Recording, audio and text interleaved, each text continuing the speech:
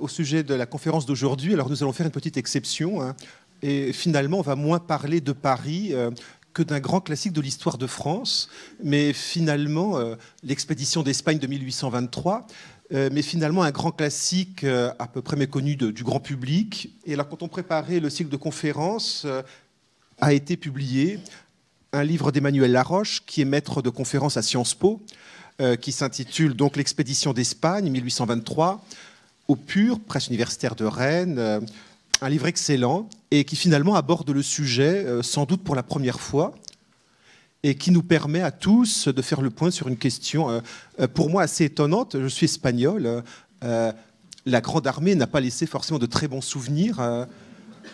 Alors, à Saragosse, ils ont tué la moitié de la population, rasé la moitié de la ville, ont à peu près vidé tout ce qu'ils pouvaient prendre. Et finalement, les armées de Charles X arrivent 9 ans plus tard. Et on aurait pu penser qu'ils auraient été hués, ignorés, conspués. Et 9 ans plus tard, la même armée arrive dans la ville qui n'a pas terminé de se reconstruire. Et ils sont reçus en héros. Et pour moi, ça reste un mystère. Et c'est pour ça que je pense vraiment qu'Emmanuel Laroche, dont le livre est vraiment excellent, je le rappelle, va nous faire cette conférence. Et je vous remercie d'avoir accepté cette invitation. Merci beaucoup. Bonne conférence à tous. Merci. C'est moi qui vous remercie de me permettre de participer à ce cycle. Et je résolverai le mystère de Saragosse. Il faut que je garde ça dans ma tête.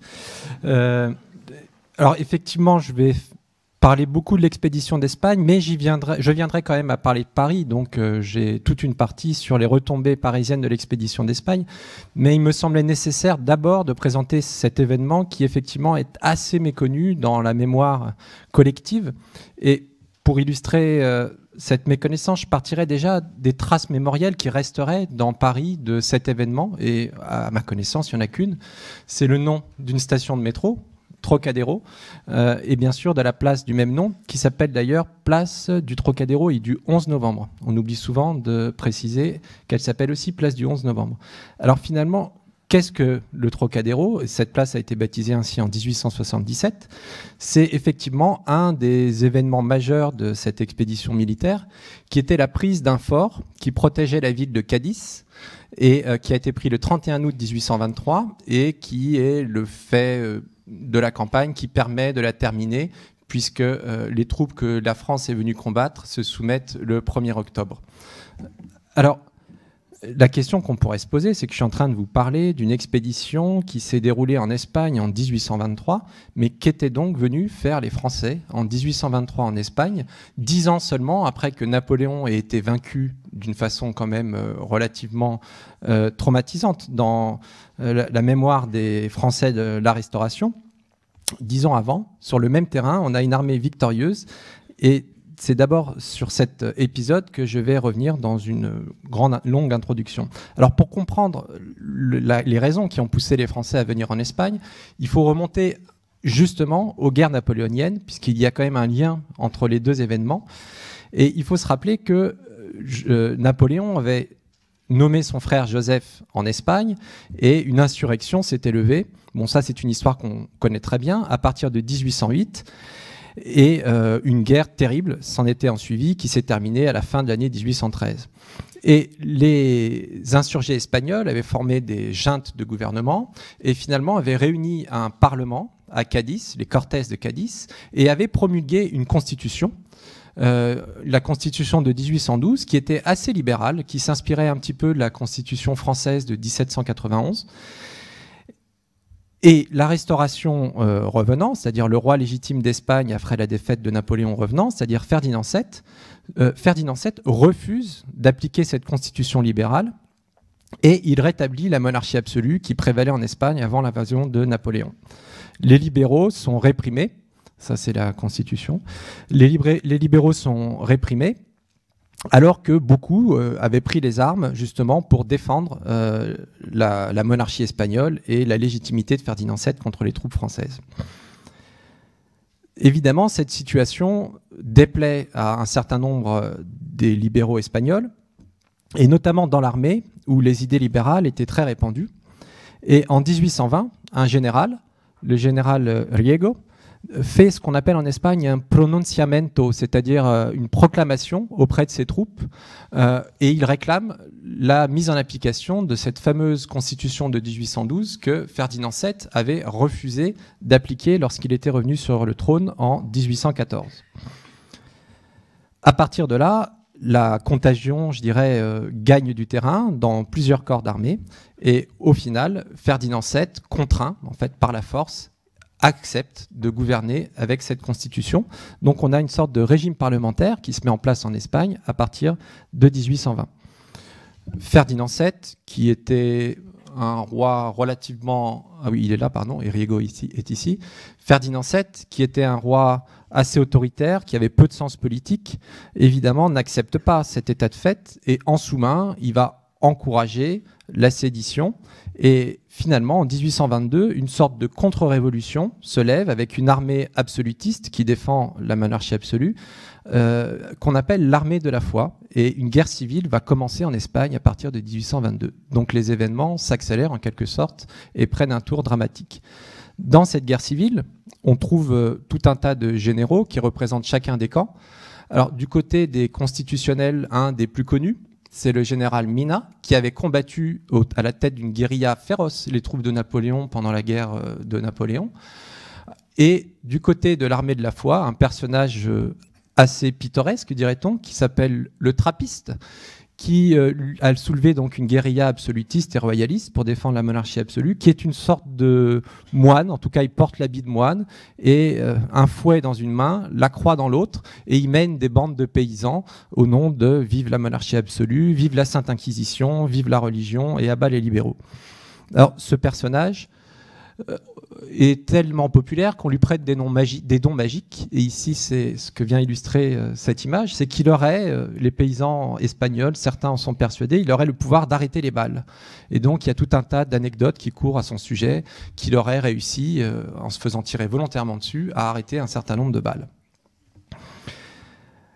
Alors, cette armée de la foi, elle est défaite assez rapidement par les troupes constitutionnelles, à partir du mois de décembre 1822.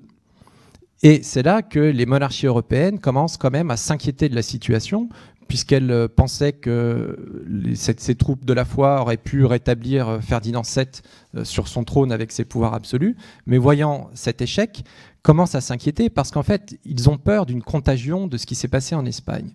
Parce qu'on a quand même un roi légitime qui s'est fait imposer une constitution par l'armée, donc par le peuple en quelque sorte.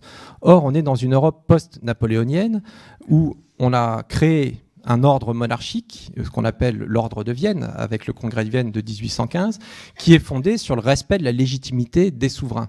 Donc qu'un souverain accorde une constitution à son peuple, c'est acceptable, mais qu'un peuple impose à son souverain d'adopter une constitution, c'est un précédent qu'on veut absolument faire disparaître pour ne pas qu'il y ait de contagion. Et cette contagion, elle a bien lieu, puisque dans certains territoires italiens, il y a des soulèvements, notamment au Piémont et à Naples, à partir de 1821, où justement les insurgés réclament l'application de la Constitution espagnole de 1812, qui est une constitution assez libérale dans la mesure où elle laisse beaucoup de pouvoir au Parlement et un peu moins au roi. Et elle a un autre caractère très fâcheux pour les monarques du Congrès de Vienne, c'est qu'elle proclame la souveraineté populaire. Et à l'époque, c'est considéré évidemment comme un geste révolutionnaire. Alors, c'est à partir de ce moment-là que la France va commencer à s'intéresser de près à la situation. Et à l'époque, c'est Louis XVIII, et son président du Conseil, c'est Joseph Villèle, donc un homme de droite, qui appartenait au camp qu'on appelait celui des ultras. Ces deux hommes n'étaient pas tellement favorables à ce que la France intervienne, mais ils sont poussés par leur majorité de droite, qui est majoritaire à la Chambre des députés. On est sous la Restauration, donc il y a un Parlement. Et finalement, c'est la France qui va se décider à mener une intervention pour mettre fin à ce régime libéral qui menace, croit-on, de contaminer toute l'Europe, et pour rétablir Ferdinand VII dans la plénitude de ses pouvoirs, pourrait-on dire. Alors évidemment, la France, en intervenant, avait des arrière-pensées. elle voulait évidemment pouvoir retrouver une influence sur l'Espagne qu'elle perdait justement avec le nouveau régime qui était plutôt proche du Royaume-Uni, de la monarchie libérale anglaise. Et notamment à l'époque, il y avait évidemment un enjeu commercial très important puisqu'il y avait un empire colonial lié à l'Espagne qui était très riche, qui faisait l'objet de beaucoup de convoitises, et la France espérait justement pouvoir avoir une influence commerciale sur cet empire si elle permettait à Ferdinand VII de retrouver son prestige politique.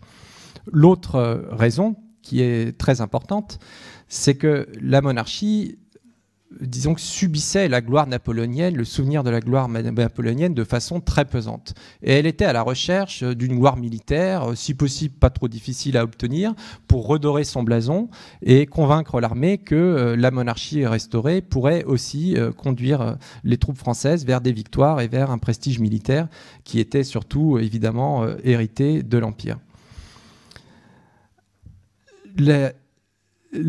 Cette deuxième raison explique que, c'est-à-dire cette volonté de redorer le prestige de la monarchie, explique qu'on ait confié la conduite des opérations militaires au duc d'Angoulême, qui était le neveu de Louis XVIII, donc le fils du futur Charles X, et qui était évidemment là, non pas pour conduire les opérations militaires, parce qu'il n'en avait pas les capacités, mais symboliquement pour incarner la monarchie et pour justement récupérer tout le prestige de la campagne si elle était victorieuse. Et effectivement, cette campagne va être victorieuse. Elle est très rapide. Elle débute le 7 avril 1823. Le corps expéditionnaire français compte à peu près une centaine de milliers d'hommes. Louis XVIII, quand il avait annoncé l'entrée en guerre de la France, avait parlé des 100 000 fils de Saint-Louis. Et il est secondé par la fameuse armée de la foi, dont j'ai montré un des chefs, le trappiste. Cette armée va pénétrer en Espagne et progresser assez rapidement, comme on peut le voir sur la carte. Alors, la guerre est relativement facile dans la mesure où les troupes des Cortés n'ont pas recherché le combat réellement. La plupart du temps, elles s'étaient enfermées dans des places fortes, donc on a beaucoup de sièges qui se mettent en place, et ces sièges sont rapidement dénoués par des négociations. Donc les combats sont très rares et la France aussi n'a pas recherché le combat. Elle a plutôt cherché à négocier des redditions en offrant tout un tas de garanties aux soldats constitutionnels, en leur promettant qu'ils seront protégés, qu'ils pourront réintégrer l'armée de Ferdinand VII, l'armée royale qui se reconstituerait sous son autorité. Et surtout, les prisonniers étaient très bien traités. Donc évidemment, ça a entraîné beaucoup de redditions assez faciles. Et il y a sans doute une autre raison, c'est pas prouvé à 100%, mais il y avait une caisse secrète qui était entre les mains du duc d'Angoulême. Il est presque sûr que certains généraux espagnols ont été corrompus et se sont soumis avec leurs troupes contre quelques avantages financiers qui visiblement ont suffi à leur faire abandonner la cause constitutionnelle. L'autre étonnement qui a saisi certains des soldats français qui avaient connu les guerres napoléoniennes, c'est le comportement de la population. On en a parlé tout à l'heure quand on a évoqué la différence d'accueil des populations, des soldats français par les populations. Puisqu'évidemment, à l'époque de Napoléon, on a eu affaire à des guérillas terribles et la population s'était soulevée, même dans les campagnes, contre les soldats français. Et il valait mieux pas être isolé à l'époque de Napoléon et tomber entre les mains d'une bande de villageois, puisqu'en général, on en ressortait avec... on ne ressortait pas la vie sauve. Là, c'est absolument tout le contraire. Les paysans accueillent dans les villages les troupes françaises très favorablement, leur donnent à manger, leur donnent à boire sur le chemin, leur indiquent le chemin. Et évidemment, une des raisons de cet accueil, c'est que les masses rurales, surtout, sont largement acquises à la cause royaliste de Ferdinand VII, notamment parce que le clergé qui défend aussi cette cause a beaucoup d'influence sur eux. Ça, c'est la première raison qu'on pourrait avancer, mais ce n'est pas la seule. L'autre, c'est que cette fois-ci, la France a, disons, tenu compte des erreurs qu'avait commis Napoléon, et notamment, une des grosses erreurs de la campagne impériale, c'est d'avoir fait vivre les troupes françaises sur le dos des populations, c'est-à-dire par un système de réquisition, d'imposition, voire de pillage, puisqu'on l'a rappelé tout à l'heure, il y a eu des pillages en grand nombre pendant la campagne de Napoléon. Cette fois-ci, on utilise un autre procédé, c'est qu'on a fait financer l'effort de guerre avant d'entrer en Espagne. Un budget de 100 millions a été prévu pour fournir la nourriture des troupes, le fourrage pour le bétail, tout ce qui était nécessaire à ce que l'armée vive sur le terrain. Et on a confié à un financier, à l'époque c'est comme ça que ça se faisait, Gabriel Ouvrard, la tâche de veiller à l'approvisionnement des troupes. Et cet Ouvrard, qui avait déjà exercé le même genre de fonction sous l'Empire d'ailleurs, a des agents qui pénètrent au petit matin dans les villages espagnols et qui achètent le produit des villageois quelquefois jusqu'à 10 fois le prix du marché, 3 fois, 4 fois, quelquefois jusqu'à 10 fois. Donc évidemment, les paysans, on comprend bien qu'ils accueillaient favorablement les soldats français, ce qui s'explique aussi par le fait qu'il y avait une crise justement des prix agricoles avant que la France n'entre en Espagne, et donc il y avait évidemment un intérêt économique certain pour eux. Et d'ailleurs, l'enthousiasme des populations va s'amoindrir, pourrait-on dire, quand on change de système, puisqu'à la fin de la campagne, Ouvrard ne payait plus d'avance, mais donnait des bons pour que les paysans puissent se faire rembourser. Puis en général, ils avaient du mal à se faire rembourser. Et d'un seul coup, les troupes françaises étaient bien moins bien accueillies. Il y a quand même des exemples d'accrochage entre des Espagnols et des troupes françaises. L'autre raison aussi pour laquelle finalement les places fortes se rendent assez rapidement, celle des constitutionnels, c'est que justement ces constitutionnels comprennent qu'ils peuvent être protégés par les Français et qu'en revanche, s'ils tombent aux mains des Espagnols qui nous accompagnent, c'est-à-dire l'armée de la foi, il risque de leur arriver des bricoles et leur sort ne sera pas le même. Et alors justement, on parlait de la ville de Saragosse qui s'est livrée. Cette ville est venue se livrer en devançant les troupes françaises. Une délégation de la ville est venue au devant des troupes françaises en demandant aux Français d'accélérer leur marche pour prendre la ville, parce que justement, les habitants de Saragosse avaient peur que ce soit les royalistes espagnols qui le fassent avant eux, et qui préféraient que ce soit les Français qui le fassent. Et donc j'en arrive au fait que cette campagne est une victoire militaire, puisque les Cortés étaient à la fin de la campagne réfugiés à Cadiz, où ils étaient avec le roi. Et comme j'en ai parlé tout à l'heure dans l'introduction, quand le fort de Trocadéro est pris, Cadiz est soumis au bombardement des Français. Donc Cadiz se rend le 1er octobre et Ferdinand VII est donc rendu à la liberté, si tant est qu'il ait vraiment été prisonnier. Donc si cette campagne est un succès militaire, en revanche, elle est un échec politique. C'est-à-dire que le but des Français, de Louis XVIII et de Villèle, qui étaient les artisans de cette expédition, c'était certes de permettre à Ferdinand VII de retrouver ses pouvoirs et de mettre fin au régime des Cortés, qui était considéré comme trop libéral, mais en même temps, c'était d'éviter qu'il ne rétablisse la monarchie absolue.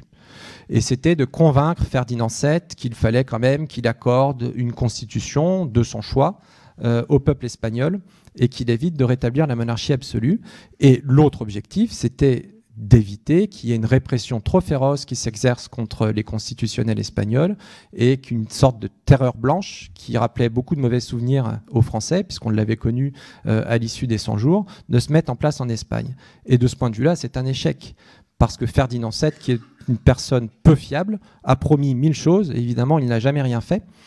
Juste avant que les Cortés acceptent de se soumettre le 1er octobre, il promet une amnistie générale, et dès le lendemain, il dit qu'il en est hors de question. Et donc une répression très difficile va s'établir sur les constitutionnels espagnols, menée officiellement par l'autorité de Ferdinand VII, qui a retrouvé son trône, mais aussi par ces fameuses bandes de la foi qui multiplient les exactions contre les constitutionnels et quelquefois même contre des Espagnols qui n'avaient rien à voir avec le régime constitutionnel, qui sont rançonnés, pillés. Et donc c'est un petit peu la face noire de cet épisode qui, sur le plan militaire, a été une grande réussite.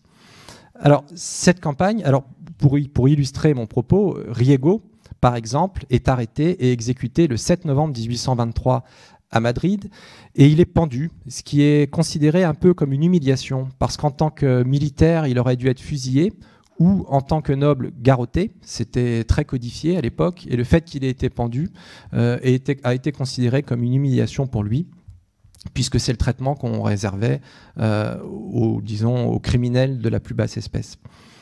Alors, cette campagne est un peu oubliée aujourd'hui, mais en fait, elle a été un événement très important pour la Restauration, et on pourra le voir en étudiant sa résonance à Paris. Alors, elle a été très importante parce que, vous comprendrez facilement pourquoi, elle a beaucoup divisé l'opinion. Et ça s'est manifesté à Paris avec un certain nombre de troubles ou de débats qui ont pu agiter l'espace parisien, dans cette année 1823 notamment. C'est ce dont je parlerai dans un premier temps. Mais surtout, évidemment, comme je l'ai dit, l'objectif était quand même de redorer le blason de la monarchie. Et à cette occasion, le pouvoir royal a tenté de convertir cette victoire en une victoire politique par tout un cérémonial, par l'organisation de fêtes, mais aussi par la volonté de construire des monuments à la gloire de cette expédition qui auraient dû occuper l'espace parisien. Bien sûr, il n'en est rien. Donc c'est une histoire avortée dont je vous parlerai, mais elle a quand même été projetée.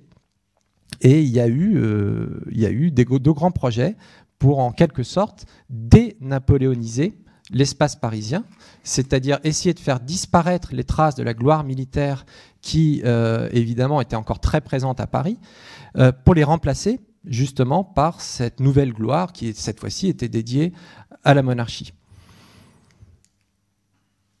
Alors, dans un premier temps, cette campagne d'Espagne va créer une effervescence à Paris qui peut être l'occasion d'évoquer un petit peu la façon dont la vie politique était animée sous la Restauration. C'est-à-dire qu'on a tendance à considérer que, comme sous la Restauration, le suffrage était censitaire, ce que vous savez peut-être, c'est-à-dire que les électeurs représentaient très peu de la population, c'était un corps très restreint, que du coup le peuple n'était pas intéressé par la vie politique. En réalité, il n'en est rien, puisqu'il y avait tout un tas d'autres façons de faire de la politique, et c'est un peu là-dessus que je vais insister.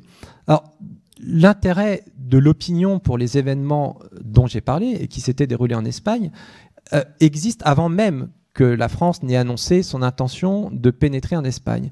C'est-à-dire au moment où il y a cette guerre civile dont je vous ai parlé, entre les troupes constitutionnelles et l'armée de la foi, on voit une sorte de clivage de l'opinion en France, alors surtout dans les milieux intellectuels, dans les milieux littéraires, dans l'affrontement des journaux, des principales tendances, et en gros, chacun choisit son camp.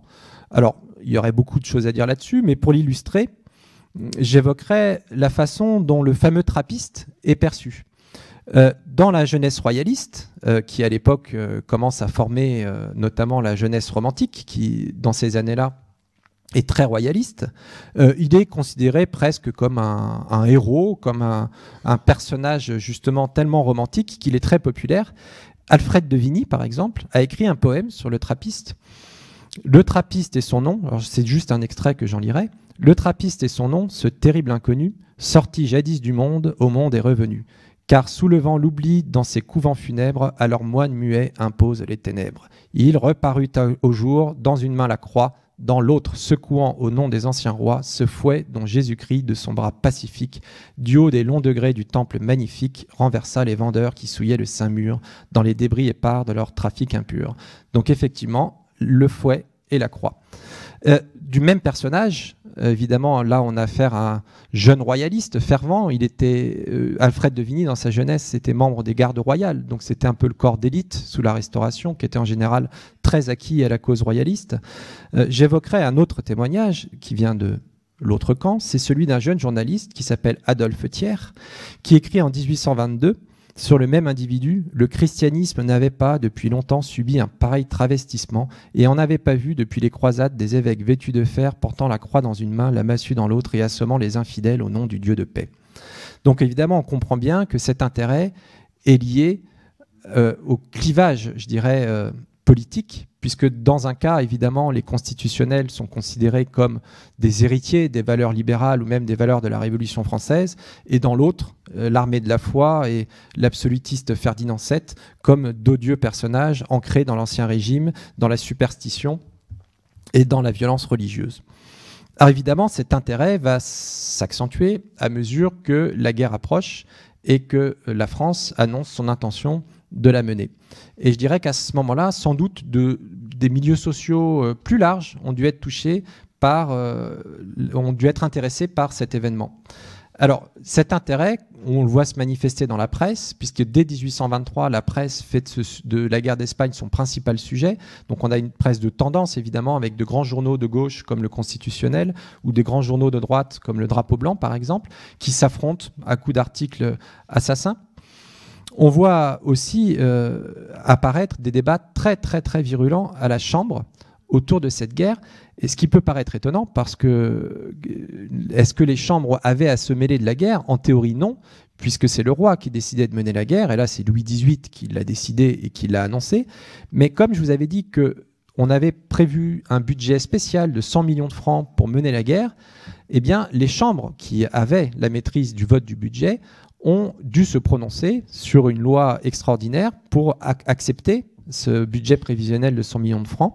Et donc, ça a donné lieu à des débats très intenses à la Chambre des Pairs et à la Chambre des députés, qui étaient les deux chambres de la Restauration. Et c'est même un des débats les plus vifs de la Restauration, où la gauche et la droite se sont affrontés à couteau tiré. D'autant plus que à gauche, qui est évidemment, c'est là qu'on trouvait les orateurs qui combattaient avec le plus de virulence cette guerre, on trouvait d'anciens généraux de l'Empire, comme le général Foy ou le général Sébastiani, qui avaient combattu en Espagne et qui, comme argument, prévoyaient que si la France entrait en Espagne, il lui arriverait, je dirais, le même sort attendait les troupes françaises que celui qui était advenu pour les troupes napoléoniennes. Alors ce débat, qui prend place avant que les troupes françaises n'entrent en Espagne, se situe à peu près aux alentours du mois de février et du mois de mars, va créer beaucoup d'agitation et va même donner lieu à, je dirais, un incident à la Chambre.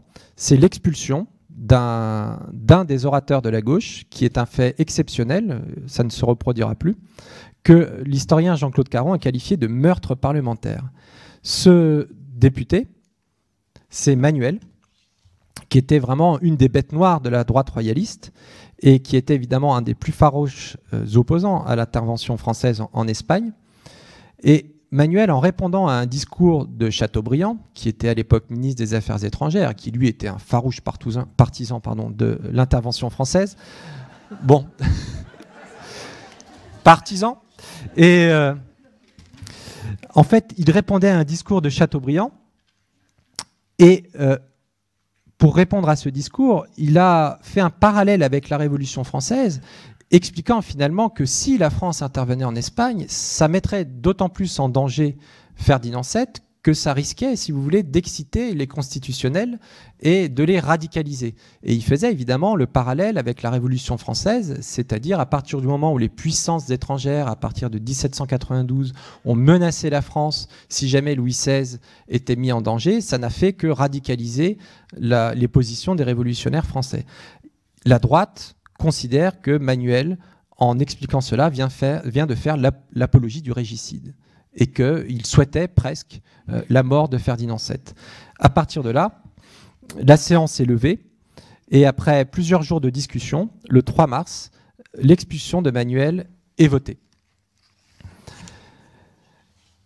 Or, Manuel, le 4 mars, revient à l'Assemblée puisqu'il refuse la décision qui a été prise. Donc, on confie à un détachement de la garde nationale la tâche de faire sortir Manuel par la force, ce que ce détachement refuse de faire.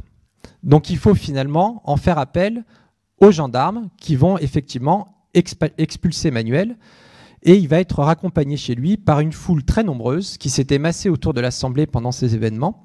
Et évidemment, tout cela montre que ces débats parlementaires avaient des retombées en réalité dans l'opinion et dans l'espace public parisienne.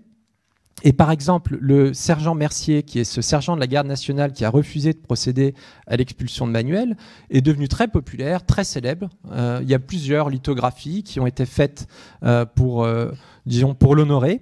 Une souscription a été lancée pour l'aider, puisqu'il a été renvoyé de la garde nationale, après avoir refusé évidemment d'obéir. Et tout ça nous montre que le peuple, et notamment le peuple parisien, qui est sans doute un des plus politisés en France, était aussi impliqué dans ces débats autour de la guerre d'Espagne. Cet intérêt du peuple, on le voit se manifester de diverses manières, quelquefois très étonnantes. Alors, notamment, souvent évidemment, dans la jeunesse tumultueuse, la jeunesse étudiante du quartier latin, il y avait par exemple des codes vestimentaires, c'est-à-dire qu'il y avait une façon par exemple, de porter la casquette qui déterminait le camp que vous aviez choisi de soutenir. Porter la casquette du côté gauche signifiait qu'on soutenait les Cortés espagnols et on appelait ça porter la casquette à la mina. À l'époque, il y avait d'autres codes, une façon de rabattre son manteau. On trouvait beaucoup d'objets qui avaient un sens politique, des tabatières. Alors, il y avait des tabatières qui ont été éditées en assez grand nombre à l'effigie de Manuel pour le soutenir après son expulsion de la Chambre. On trouvait des foulards, des cravates qui étaient à l'effigie soit de Ferdinand VII, si on était royaliste, soit de Mina, si on était constitutionnel. Il y avait même des foulards qui représentaient les principales mesures de la Constitution de Cadiz, qui étaient souvent d'importation espagnole d'ailleurs, mais qui étaient diffusés à Paris, qu'on pouvait acheter dans un certain nombre de boutiques. Énormément de lithographies étaient imprimées, qui représentaient les personnages, les événements de la guerre d'Espagne. Alors, quand je dis les événements de la guerre d'Espagne, c'est ceux de la guerre civile, avant que la France n'intervienne, puis après, qui étaient là aussi pour illustrer cette guerre une fois que la France est intervenue. Le théâtre aussi était un lieu d'affrontement. À cette époque-là, le théâtre est un loisir très populaire où se mélangent un petit peu les classes sociales et le public pouvait être très très agité. En février 1823, par exemple, à l'occasion d'une pièce jouée au Théâtre Français, le public libéral se lève et réclame que les acteurs répètent plusieurs fois une phrase qui disait « Le peuple craint la guerre ». Dans un autre exemple, lors de la première d'une pièce jouée au Gymnase dramatique, une cinquantaine de spectateurs, des libéraux évidemment, applaudissent à tout rompre un personnage qui, évoquant les danses de divers peuples, disait que l'Espagnol montrait de la fierté. Une autre partie de la salle accueille évidemment, avec des sifflets, cette phrase. On a ensuite aussi de nombreux pamphlets qui circulent, des chansons, des poèmes détournés. Il y a par exemple un détournement de la fable du corbeau et du renard. C'est le duc d'Angoulême qui joue le corbeau et Mina qui joue le renard. Et on a notamment un pamphlet très célèbre, une chanson qui circule, alors qui est imprimée. On trouve 4 imprimeries clandestines à Paris qui étaient largement diffusées. On trouvait souvent ces chansons affichées au petit matin. Elles avaient été affichées pendant la nuit, alors sur les grilles des facultés. On en a trouvé souvent sur les grilles de la faculté de médecine où elles étaient distribuées dans les cafés. Alors, l'un des plus célèbres de ces écrits pamphlétaires, c'est une chanson qui est lié au chansonnier de la Restauration très connu, qui était un chansonnier libéral, bonapartiste en réalité, Pierre-Jean de Béranger. Et j'ai extrait ce vers. C'était pratiquement un appel à la sédition pour les troupes qui s'apprêtaient à partir en Espagne. Braves soldats, v'là l'ordre du jour, point de victoire, où n'y a point de gloire, braves soldats, v'là l'ordre du jour, garde à vous, demi-tour. Donc l'idée, c'était plutôt que d'aller envahir l'Espagne, il fallait que l'armée française renverse la monarchie en place, c'est-à-dire celle de Louis XVIII. Et en fait, cette chanson, elle n'est pas si innocente que ça. Parce qu'à l'époque, l'armée était considérée comme très peu fiable par la monarchie, puisque autant les soldats, les simples soldats qui étaient souvent des recrues, étaient de jeunes recrues qui n'avaient pas connu les guerres de l'Empire, mais parmi l'état-major et parmi les officiers, les sous-officiers, on retrouvait énormément d'anciens généraux de l'Empire et qui évidemment étaient suspectés d'être nostalgiques de l'Ancien Régime et de la gloire impériale. Et cette idée que l'armée aurait pu ne pas obéir pour aller envahir l'Espagne et se retourner contre le régime, elle était partagée, y compris par des hommes politiques de premier plan qui étaient pas si confiants que ça sur sa capacité à aller mener une guerre pour la monarchie. Et finalement, ça s'est même concrétisé dans les faits, puisqu'un certain nombre, soit d'anciens militaires de l'Empire ou de déserteurs de l'armée, avaient rejoint l'Espagne et pensaient, par une sorte de manifestation séditieuse, à l'arrivée des troupes françaises à la frontière espagnole, réussir à retourner l'armée française. Donc ici, sur ce tableau, vous avez la représentation de l'événement que je vais vous décrire, puisque la campagne a commencé le 7 avril et les troupes françaises traverse la Bidasoa, qui marquait la frontière avec l'Espagne. Et de l'autre côté de la rivière, donc ces fameux anciens soldats bonapartistes ou déserteurs de l'armée française, s'étaient réunis avec des drapeaux bleu, blanc, rouge, drapeaux qui étaient interdits sous la Restauration, puisqu'on avait rétabli le drapeau blanc, et appelaient leurs camarades à déserter et à rejoindre la cause libérale des Espagnols et à renverser le régime monarchique de Louis XVIII. Et le général qui était à l'avant-garde pour passer cette rivière, c'est le général Valin. C'était justement un des généraux qui était considéré comme parmi les moins fiables.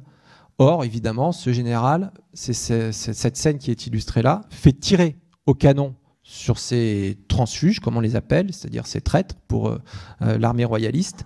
Et donc, cet événement va symboliser le fait que l'armée va être fidèle à la monarchie et va accepter de mener la tâche qui lui a été confiée. Alors, évidemment, c'est une grande victoire politique pour la monarchie, c'est-à-dire qu'elle a réussi à vaincre les Espagnols alors que Napoléon n'y avait pas réussi. Elle a réussi à prouver que l'armée, en partie héritée de l'Empire, était maintenant fidèle à la monarchie. Et donc, elle va essayer de transformer ça en victoire politique par tout un tas de pas de manœuvres, mais elle va par l'organisation d'une sorte de propagande, on peut employer le terme, et l'espace parisien a été, je dirais, le lieu privilégié pour le déploiement de cette propagande patriotique.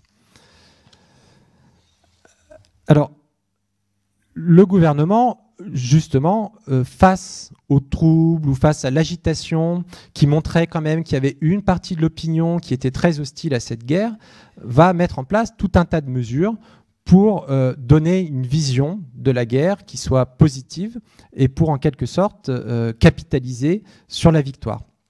Alors, le premier des instruments qui est utilisé pour que les gens soient convaincus du bien fondé de la guerre et puis au moment où elle est victorieuse, pour qu'en plus ces victoires soient exploitées, c'est l'utilisation, empruntée à Napoléon, des bulletins de l'armée qui sont largement diffusés et qui annonçaient les nouvelles, si vous voulez, au peuple, et notamment à Paris, et qui décrivaient avec emphase les victoires de l'armée française, alors qu'évidemment, cette emphase masquait que ces victoires étaient en général bien timides et bien peu glorieuses.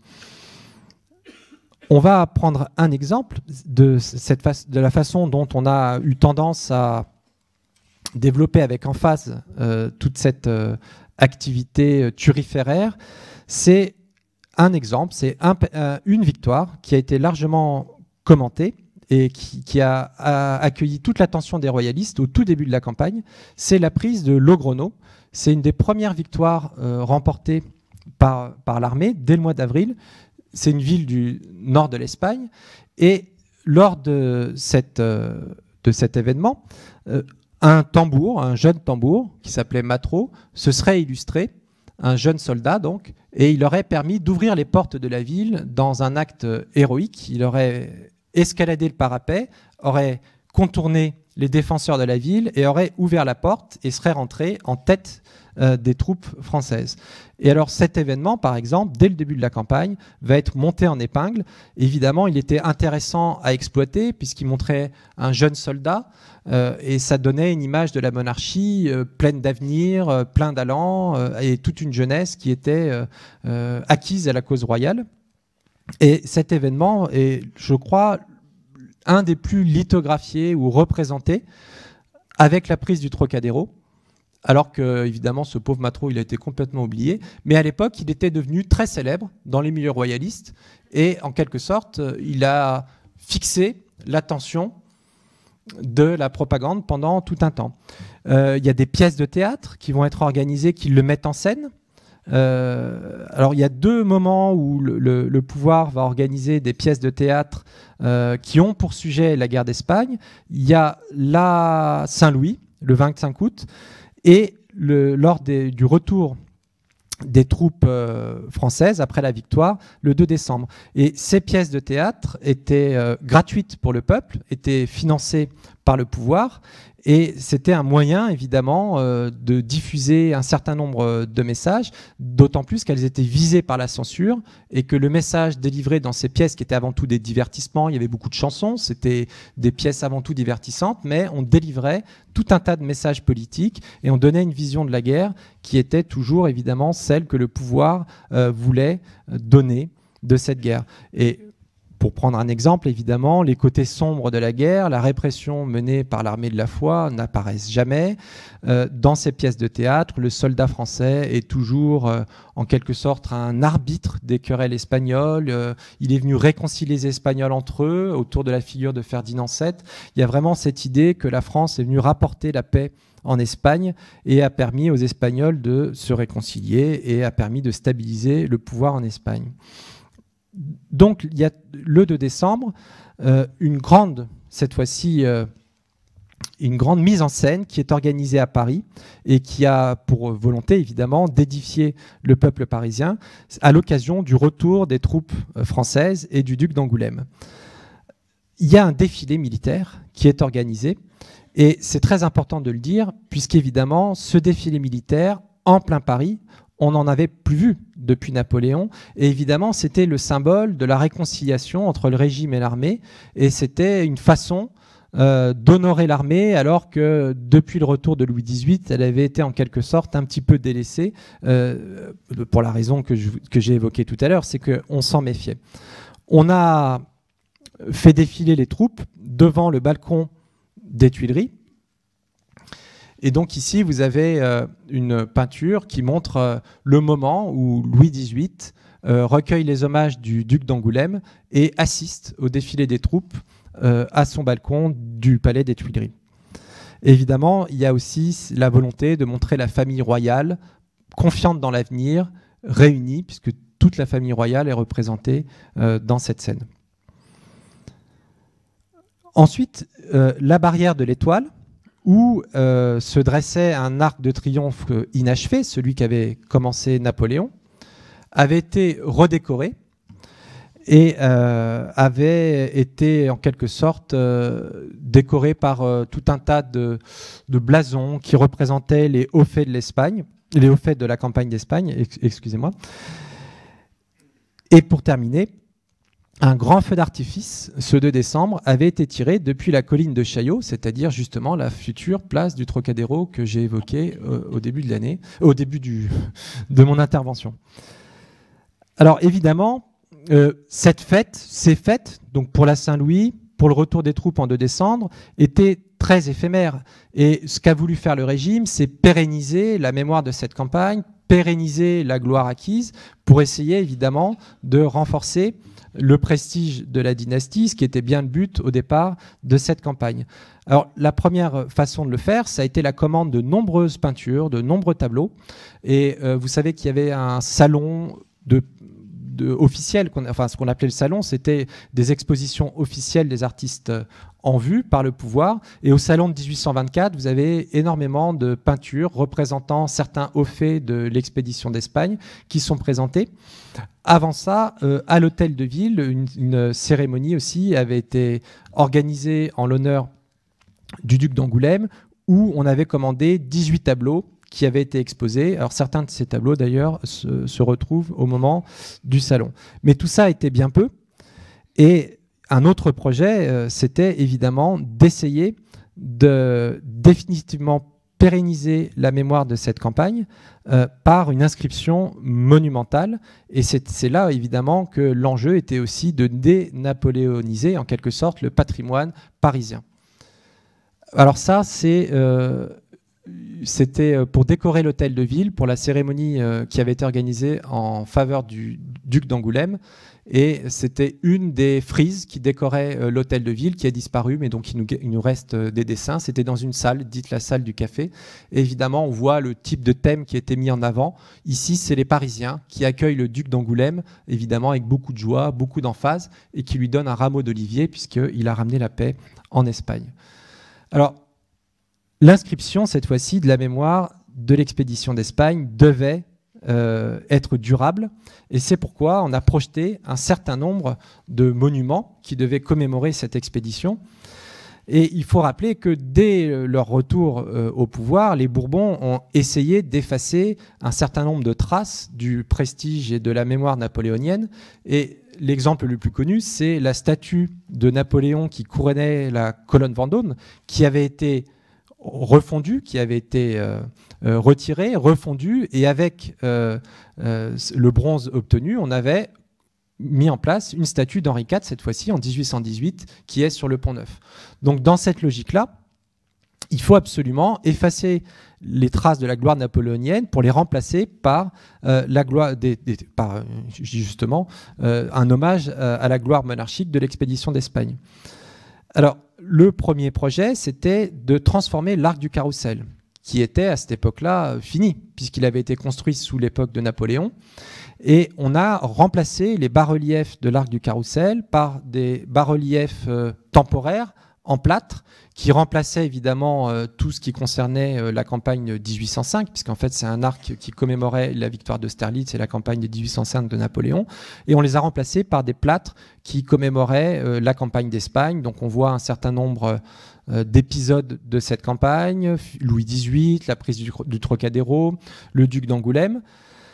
Alors, on n'a plus beaucoup de traces de ces plâtres. Il en reste quelques-uns dans les réserves du Louvre. Et évidemment, le but, c'était finalement de les remplacer par des marbres qui auraient, détourné la destination de l'arc du Carrousel qui avait été mis en place à l'époque de Napoléon.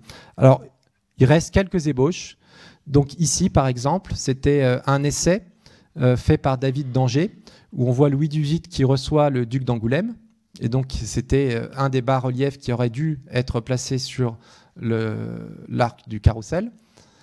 Et ici, une étude en marbre qui avait été aussi faite pour remplacer les bas-reliefs célébrant la campagne napoléonienne, où on voit le duc d'Angoulême qui renvoie des envoyés de Cadiz qui avaient essayé de négocier avec lui une reddition sous condition. Alors évidemment, les plâtres ont disparu et il n'y a eu que des plâtres d'apposer et le projet n'a jamais été terminé. Mais le projet le plus ambitieux, ce n'était pas celui-là, c'était l'Arc de Triomphe de l'Étoile. On a vu qu'il avait été commencé à l'époque de Napoléon, mais il était resté inachevé. Il avait été commencé en 1806, mais à la chute de l'empereur en 1814, les travaux étaient au point mort, ce qui fait qu'il était encore en friche et que les travaux n'avaient pas été repris en réalité. Et donc, l'occasion est trop belle. Et donc, en octobre 1823, Louis XVIII, dans un décret, ordonne la reprise des travaux pour l'Arc de Triomphe. Mais évidemment, cette fois-ci, c'est pour une autre destination. Ce n'est plus pour les gloires de l'Empire qu'on doit l'édifier, mais pour commémorer la campagne d'Espagne. La presse de droite exulte. Un jeune poète, Victor Hugo, rédige même une ode en l'honneur de cet Arc de Triomphe, dont j'ai mis un extrait. Arc de triomphe, la foudre en terrassant ton maître semblait avoir frappé ton front encore un être. Par nos exploits nouveaux, te voilà relevé, car on n'a pas voulu, dans notre illustre armée, qu'il fût de notre renommée un monument inachevé. Alors, je citerai tout à l'heure une phrase de Victor Hugo, plus tardive. Vous verrez qu'il a pas mal changé d'avis sur ce qu'on devait penser de cette expédition d'Espagne. Alors, cet Arc de Triomphe, évidemment, ne verra jamais le jour. Vous le savez bien, puisqu'il va être terminé dans les années 1830 sous la monarchie de Juillet et qu'il sera dédié aux victoires impériales, comme c'était prévu depuis le début. Alors, les travaux prennent beaucoup de retard parce que les équipes chargées de la réalisation se disputent. Il y a des problèmes de fourniture pour le marbre. On hésite entre plusieurs projets. Alors, le dernier projet qui avait été arrêté en 1828 prévoyait en fait une frise qui représentait une marche militaire qui faisait tout le tour du monument. On avait repris les travaux là où il s'est arrêté. Donc le monument n'avait pas été changé dans son apparence. Donc une frise qui faisait tout le tour de l'Arc de Triomphe. Et côté Tuileries, on avait un bas-relief qui figurait le roi, donc c'était Charles X à ce moment-là, assis sur son trône, entouré des principaux officiers de l'armée. Et sur la face opposée, c'est-à-dire celle vers le pont de Neuilly, on avait un bas-relief avec le duc d'Angoulême qui recevait l'hommage aux autorités civiles et militaires. Donc là aussi, c'est un projet qui, évidemment, n'a jamais vu le jour. On en a juste quelques dessins, des esquisses, quand on va dans les archives. Et dernier projet, alors celui-là totalement méconnu, c'était un programme, en quelque sorte, immobilier. C'est quelque chose de très étrange, puisque c'était à la fois un programme monumental et immobilier, qui avait pour nom la Villa du Trocadéro. C'était la construction d'un nouveau quartier sur la colline de Chaillot. Donc on retrouve notre future place du Trocadéro.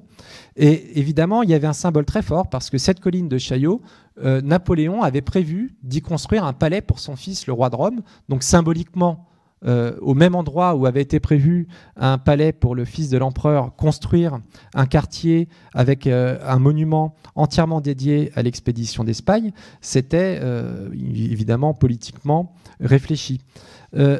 Donc le monument, ça aurait été un obélisque qu'on voit ici, avec une place semi-circulaire et qui conduisait à un certain nombre de maisons qui auraient pu être achetées. Les rues de ce nouveau quartier étaient entièrement dédiées à la victoire d'Espagne, à l'expédition d'Espagne. On trouvait par exemple une rue de Logrono, j'ai évoqué tout à l'heure cette bataille, la prise de cette ville avec le fameux tambour Matro, une rue d'Angoulême, le quai de la Victoire, qu'on voit ici, évidemment au bord de la Seine. Et évidemment, ce projet, là non plus, ne verra jamais le jour. Alors, dernier lien entre la colline de Chaillot et l'expédition d'Espagne, c'est en 1826, le 31 août 1826, pour le 3e anniversaire de la prise du Trocadéro, une grande cérémonie est organisée. Le duc d'Angoulême vient poser la première pierre d'une caserne, qui ne verra jamais le jour non plus. Et une grande fête est organisée où on a fait une sorte de reconstitution de la prise du fort. Sur l'actuelle justement place du Trocadéro, un fort en carton-pâte figurant le Trocadéro avait été construit et des figurants costumés menaient l'assaut depuis le Champ de Mars à l'assaut du fort. C'était un petit peu un Puy du Fou avant l'heure, mais c'était ça, c'était très spectaculaire. C'était des spectacles très populaires. Et c'est, je dirais, la dernière trace qu'on peut trouver dans ces tentatives de commémorer ou d'exalter la mémoire de cette campagne d'Espagne.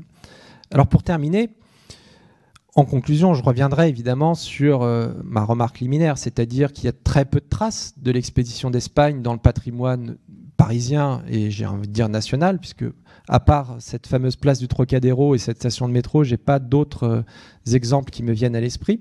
Et on comprend bien pourquoi cette expédition a laissé si peu de traces. Elle est peu glorieuse sur le plan militaire, puisqu'il n'y a pas eu beaucoup de faits d'armes très marquants, à part la prise du Trocadéro.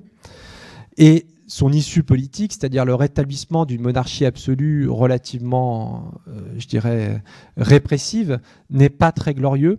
Et déjà à l'époque de la Restauration, cet aspect-là, évidemment, qu'on avait tenté d'éviter, n'était pas vraiment mis en avant. Et dès la monarchie de Juillet, évidemment, tout le monde tire à boulet rouge sur cette expédition en expliquant qu'évidemment, elle était impolitique, que c'était une honte. Et je citerai le même Victor Hugo, qui pourtant en avait été un des grands turiféraires, qui écrit dans Les Misérables, en 1862, lorsqu'il évoque, il y a toute une page où il évoque cette expédition, en une sentence, je pense qu'il résout tous les problèmes, peu de sang versé, peu d'honneur conquis, de la honte pour quelques-uns, de la gloire pour personne. Alors, pour autant, vous voyez que cette expédition, le régime de la Restauration avait essayé d'en faire un événement très important et avait essayé justement par l'exploitation politique de la victoire d'effacer un petit peu la gloire napoléonienne et de montrer que la monarchie était aussi capable de mener les troupes françaises jusqu'à la victoire. Et évidemment, ça passait par une inscription dans le paysage parisien. On a quand même échappé à plusieurs monuments, à un quartier entier qui aurait commémoré cette expédition. Donc, s'il n'y a pas de traces, c'est pas faute d'avoir essayé, en tout cas à l'époque de la Restauration. La monarchie de Juillet, donc, ne reprend évidemment pas à son compte la célébration de cette campagne, puisque la monarchie de Juillet, au contraire, va récupérer l'héritage impérial, le retour des cendres de l'empereur, l'achèvement de l'Arc de Triomphe. La Seconde République, encore moins. Sous le Second Empire, la fameuse place du Trocadéro actuelle avait pris le nom de place du Roi de Rome. Donc on retourne au projet d'origine. Et alors c'est finalement la Troisième République qui va baptiser la place du Trocadéro sur la colline de Chaillot. Ce qui peut paraître un peu étonnant. Alors, pas tant que ça, puisqu'en fait, à l'époque, on est en 1877, c'est MacMahon le président, et on sait que MacMahon était assez peu républicain et plutôt très conservateur, voire royaliste. Donc c'était peut-être un moyen de satisfaire la droite conservatiste et catholique, mais pas seulement, parce qu'en réalité, le baptême de la place est lié à l'exposition universelle de 1878 qui a accueilli un palais qu'on va appeler le palais du Trocadéro. Et en fait, c'est le souvenir du spectacle dont je vous ai parlé qui a sans doute été décisif. C'est-à-dire qu'on se souvenait qu'à cet emplacement avait été construit une réplique du fort qui avait donné lieu à un spectacle, qui avait laissé quelques traces, et donc on l'a appelé comme ça. Et évidemment, ce n'est pas celui d'aujourd'hui. Ça, c'est le palais du Trocadéro qui a été détruit en fait en 1835 et remplacé par le palais de Chaillot. Donc à l'époque, on avait une place et un palais. Là, on n'a plus qu'une place et qui en plus partage son nom, enfin qui maintenant s'appelle depuis 1978 place du Trocadéro et du 11 novembre. Voilà.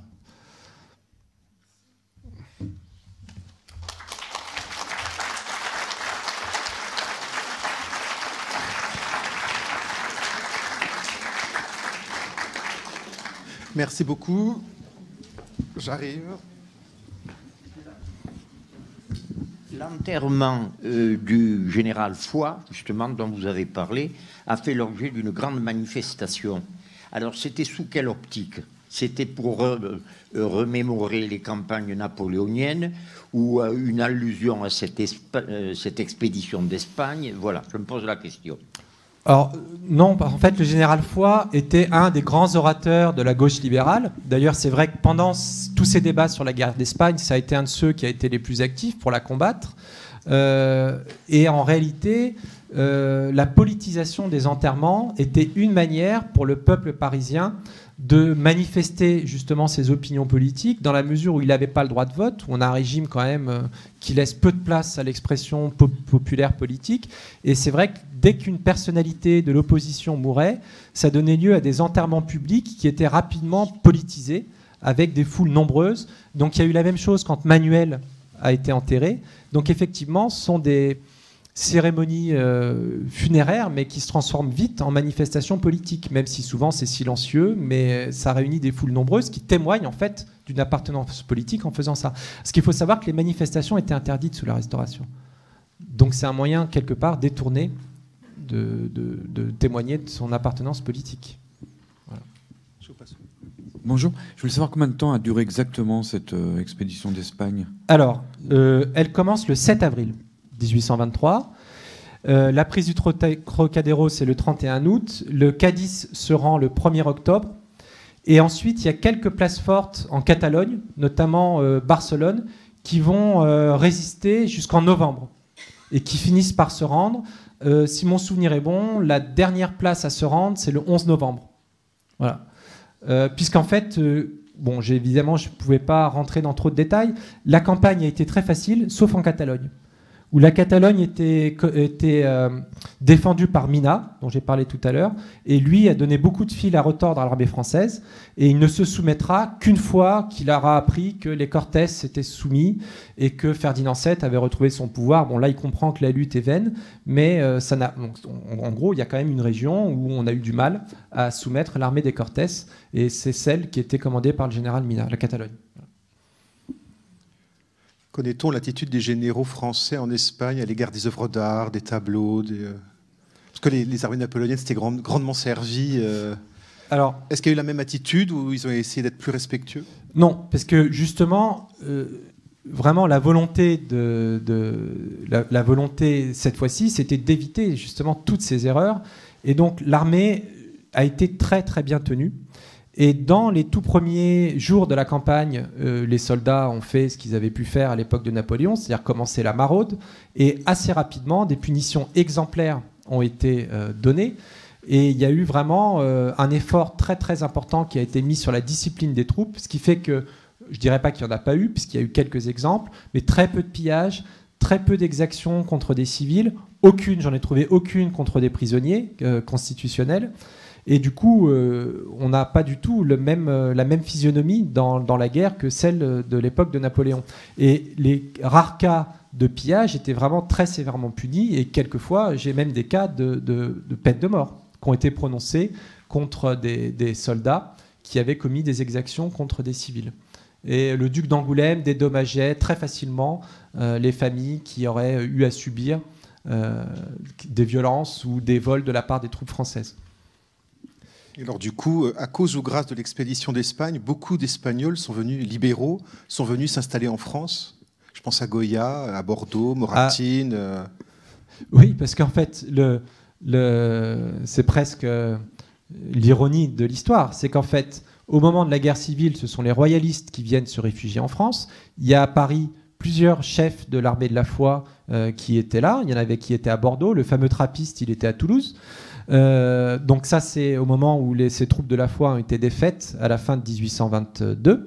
Et après la victoire française, on a le contraire, c'est-à-dire les libéraux espagnols pourchassés par Ferdinand VII, à qui la France avait promis justement qu'il ne leur arriverait rien, viennent se réfugier en France. Et on a toute une société de libéraux espagnols qui s'installe à Paris à partir de 1823, alors que c'est finalement nous qui les avons chassés du pouvoir. Et après, la France les protège.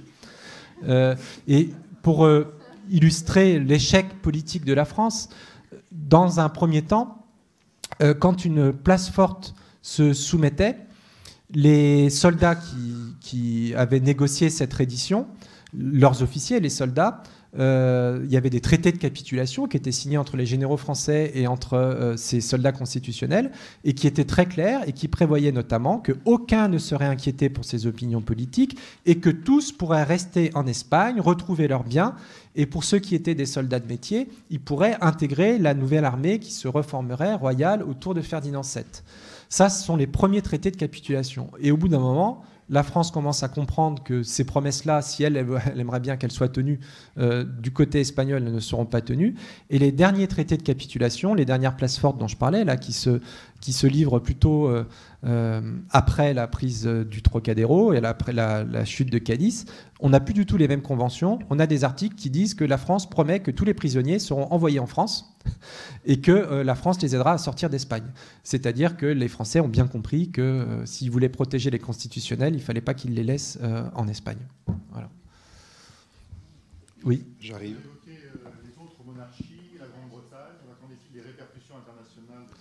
Alors, elles sont assez méconnues, mais elles sont très importantes en réalité. C'est qu'à partir du Congrès de Vienne, donc en 1815, on avait une sorte de concert des nations, on appelle ça comme ça, c'est-à-dire les principales puissances monarchiques, lors de congrès, se réunissaient pour discuter des problèmes de l'Europe et régler un certain nombre de différends. Et ce sont les 5 plus grandes puissances qui animaient ces congrès. Et d'ailleurs, pour l'expédition d'Espagne, un congrès avait été réuni à la fin de 1822, le congrès de Vérone. Et à l'occasion de ce congrès, il y a une puissance qui vraiment était contre l'intervention française ou contre toute intervention, c'était le Royaume-Uni, la Grande-Bretagne, qui était en fait le principal pays qui soutenait le régime libéral des Cortés, avec qui des accords commerciaux avaient été passés. Et à l'issue de l'expédition de l'Espagne, que les Anglais n'ont jamais accepté, l'Angleterre se détache en fait de ce concert des nations, et on peut considérer qu'il a été très affaibli puisqu'il y a une des puissances qui, à partir de ce moment-là, y participe de moins en moins. Donc il y a une très grande hostilité de l'Angleterre. Les autres puissances acceptent cette idée que la France intervienne parce que c'était le pays qui était le plus proche. Il y avait un lien dynastique puisqu'on avait évidemment 2 Bourbons. Ferdinand VII est un Bourbon, mais avec une grande méfiance, c'est-à-dire que ces puissances étrangères veillent bien à ce que la France ne réussisse pas à exercer trop d'influence sur Ferdinand VII une fois qu'il serait restauré. Et en réalité, si la France n'a pas réussi dans son objectif en fait, d'établir une sorte de monarchie qui serait à mi-chemin entre la monarchie libérale des Cortés et la monarchie absolue, c'est en partie parce que les autres puissances ont tout fait pour empêcher que ça soit le cas, parce qu'ils voulaient en fait contrer les projets politiques de la France. Donc le Ferdinand VII et les absolutistes sont encouragés en fait en sous-main par les représentants de l'Autriche, de la Russie, qui en fait s'accommodent très bien du rétablissement d'une monarchie absolue. Voilà. Oui, vous avez montré les défilés, les fêtes qu'il y a eu au retour de l'armée. Et j'ai vu que c'était le 2 décembre. Est-ce que c'est une date qui avait été choisie exprès ou pas? Oui. Bien sûr, j'avais prévu de le dire. Oui. C'est la date symbolique Oui. pour l'Empire, puisque c'est la date du couronnement de Napoléon et de la victoire d'Austerlitz. Alors, les troupes étaient revenues avant. Donc, c'est sans doute pas innocent qu'on ait choisi cette date-là. Tout comme j'ai évoqué le choix de la colline de Chaillot, qui renvoyait évidemment aussi à une volonté de choisir justement un lieu qui aurait dû être dédié à la mémoire napoléonienne. Oui, alors une deuxième question. L'attitude de Ferdinand VII, absolutiste, n'a-t-elle pas accéléré les mouvements qu'il y a eu en Amérique latine pour la libération de l'Amérique latine, l'indépendance? Alors, ils étaient déjà bien engagés. Et en fait, le pronunciamiento de Riego, c'était justement au sein des troupes qui devaient partir pour justement les colonies et pour éviter l'indépendance des colonies. Alors ça n'a pas forcément accéléré les choses, mais Ferdinand VII, de toute façon, n'a jamais pu ensuite récupérer la main sur l'Amérique latine. Et un des projets justement de Chateaubriand et des Français, c'était en permettant à Ferdinand VII de retourner sur le trône. C'est Chateaubriand, je crois surtout, qui faisait vraiment des plans sur la comète. Et il pensait qu'éventuellement la France pourrait l'aider à retourner prendre pied en Amérique latine et qu'à ce moment-là, on créerait des monarchies sœurs où éventuellement pourraient être installés des Bourbons de la branche française, vous voyez ce que je veux dire. Et bien sûr, tous ces projets échouent totalement. Ferdinand VII ne reprendra jamais la main sur les colonies. Je ne pense pas que ce qui a accéléré les choses, c'est que les troupes qui devaient partir pour combattre, qui étaient celles de Riego, n'y vont pas. Et que pendant toute la période qui est très, très restreinte, c'est 3 ans, de ce gouvernement libéral, avant que la France n'y mette fin, les colonies ne sont plus un impératif majeur. Voilà. Comment peut-on expliquer les transformations sur la plaine de Chaillot, justement? Les transformations sur le plan architectural. Alors, oui, alors la destruction du palais du Trocadéro, alors parce que dans les années 30, c'est considéré comme moche. Et on considère que c'est un... Voilà. Oui. Tout n'est pas détruit, vous avez raison. Les ailes sont préservées parce qu'en fait, pour l'exposition de 1878, il y avait un auditorium très important qui pouvait accueillir beaucoup de spectateurs. Et comme n'importe quel bâtiment d'exposition universelle, il aurait dû être détruit après l'exposition de 1878. Il a été maintenu. Et le style est jugé éclectique, sans justement trop chargé, sans style. Et le palais de Chaillot, évidemment, correspond plus au canon de l'époque. Une dernière question. Arrêtez de parler hors micro parce qu'on ne vous entend plus après sur l'enregistrement. J'ai entendu, oui. Non, je disais que vous n'avez pas beaucoup parlé du rôle de Chateaubriand qui était très, très engagé dans cette expédition. Oui. Alors, justement, parce qu'il faut se méfier de ce que dit Chateaubriand, c'est qu'en fait, Chateaubriand est très important au moment où, justement, Villèle et Louis XVIII hésitent à se lancer dans cette guerre, en réalité. Et Chateaubriand, en faisant croire à Villèle qu'il est contre la guerre, parce qu'en fait Villèle pendant très longtemps ne veut pas la faire, Et en partie parce qu'il pense que il prévoit sans doute ce que j'ai expliqué, c'est qu'il sera très difficile d'obtenir un vrai gain politique pour la France là-bas. Ferdinand VII, tout le monde savait que c'était un roi sur lequel on ne pouvait pas compter. Il était relativement peu aimé de la part de ses congénères, de ses codisciples, je ne sais pas comment appeler ça, des autres rois d'Europe. Tout le monde savait qu'il était assez peu fiable, qu'il n'avait pas de parole. Donc du côté français, on se méfiait de lui de toute façon.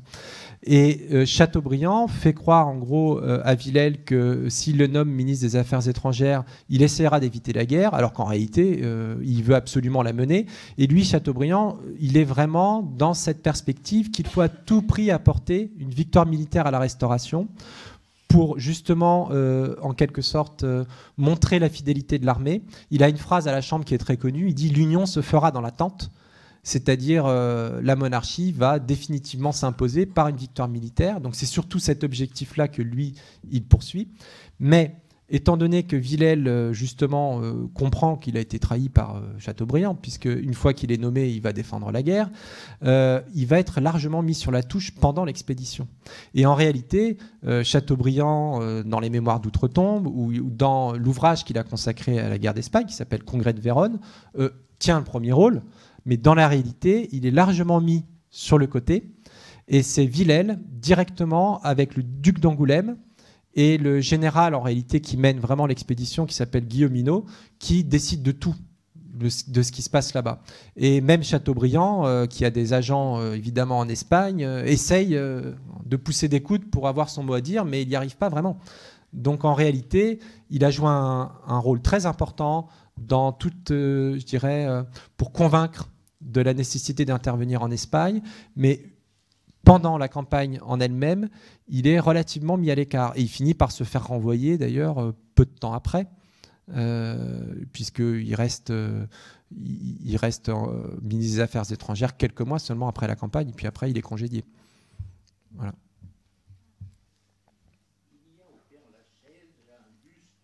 Restauré du général espagnol Ballesteros, qui s'est battu furieusement contre les Français, qui a été chassé par Ferdinand VII pour libéralisme, qui s'est retiré vers Magnan-Vexin parce qu'il a retrouvé le général français Raymond avec qui il s'est lié d'amitié, alors que ça avait été son principal adversaire en Espagne. Oui, alors je vais répondre de deux manières à votre question. C'est qu'en fait, Ballesteros, qui était, disons, qui commandait effectivement un corps de troupes mobile, c'était vraiment lui qui était à la tête du corps d'armée constitutionnel le plus important, s'est battu. Vous avez raison, c'est un des seuls qui s'est battu. Il y a eu une bataille, si je remets la carte, c'est dans les environs de Grenade, Campio de Arenas, pardon. On le voit là, au nord de Grenade. Et c'était effectivement les troupes du général Ballesteros qui s'est battu contre les Français. Mais 4 jours après, il se soumet. Il se soumet assez facilement auprès des généraux français. Et Riego, qui a été envoyé par les cadis pour le convaincre de ne pas se soumettre, n'y arrive pas. Et il essaye de convaincre Ballesteros de continuer la lutte. Évidemment, il le considère comme un traître, le fameux Riego. Et Ballesteros se soumet. Et les constitutionnels l'ont un peu considéré comme peut-être pas un traître, parce qu'au moins lui il s'est battu, mais comme ayant abandonné un peu facilement la lutte. Et il ne fait pas partie, disons, des jusqu'au-butistes dans cette campagne. Et la seconde remarque que vous avez faite, c'est-à-dire que des généraux français étaient devenus amis avec ceux qu'ils avaient combattus en Espagne, j'ai envie de dire c'est pratiquement le cas sur le terrain. C'est qu'en réalité, on a une guerre très très étrange où on a des généraux français qui sont timidement... Il y a quelques furieux royalistes, il y a même d'anciens vendéens, etc. Mais la majorité sont d'anciens généraux de l'Empire qui ne considèrent pas les Cortés comme des ennemis véritablement irréductibles.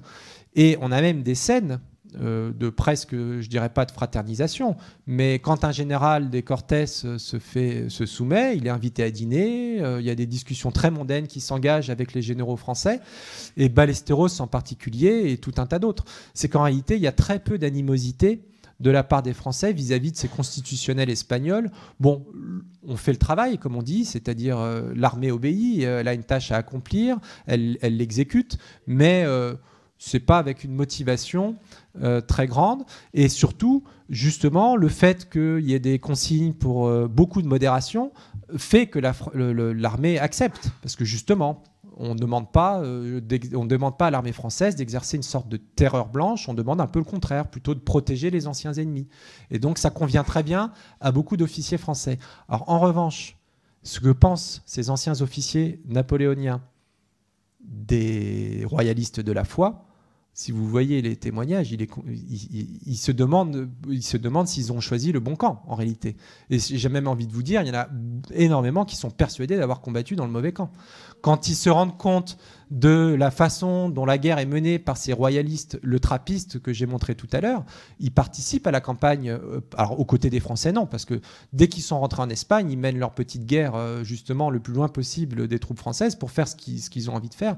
Et c'est une guerre que la France ne pouvait pas cautionner, avec des exécutions de prisonniers, des exactions contre les prisonniers constitutionnels qui ressemblent fort à celles qui étaient faites à l'époque des guerres napoléoniennes. Donc je passerai les détails, mais elles ne sont pas si nombreuses que ça, mais il y a quand même quelques cas. Et surtout les populations civiles qui sont rançonnées. Donc on a vraiment là, on est venu combattre les Cortés, alors qu'au sein de l'armée française, on le voit dans la correspondance de ces officiers, beaucoup en fait préfèrent largement les Cortés aux royalistes qu'on est venu soutenir. Et j'ai un exemple très clair, c'est Moncey. Vous savez, Moncey qui est un ancien général de l'Empire, et c'est lui qui devait combattre Mina en Catalogne. Et le fameux Mina, quand même, lui a donné beaucoup de fil à retordre. Si bien que Moncey reçoit des lettres de Paris lui disant à demi-mot qu'il est un peu un incapable parce qu'il réussit pas à mettre la main sur Mina. Eh bien, qu'est-ce qui se passe quand Mina accepte de se soumettre? Il était réfugié dans Barcelone au mois de novembre. Moncey organise sa fuite vers l'Angleterre. Donc, vous voyez, on a une guerre très étrange où finalement, l'ennemi qu'on a à combattre, on le fait parce que c'est la tâche qui est confiée à l'armée. Mais si on peut le faire avec beaucoup de modération et en toute intelligence, c'est mieux. Alors après, ça n'empêche pas qu'au sein de l'armée française, il y a aussi tout un tas d'officiers très royalistes qui, eux, n'ont pas la même vision des choses. Voilà. Par exemple, Bourmont, qui écrit des lettres à sa femme en expliquant que ça serait bien de rayer de la carte les fameux Cortés et qu'il ne faut pas les ménager. Vous en avez un certain nombre, oui, qui eux, n'ont pas cette position de modération. Voilà. Emmanuel Laroche, merci beaucoup.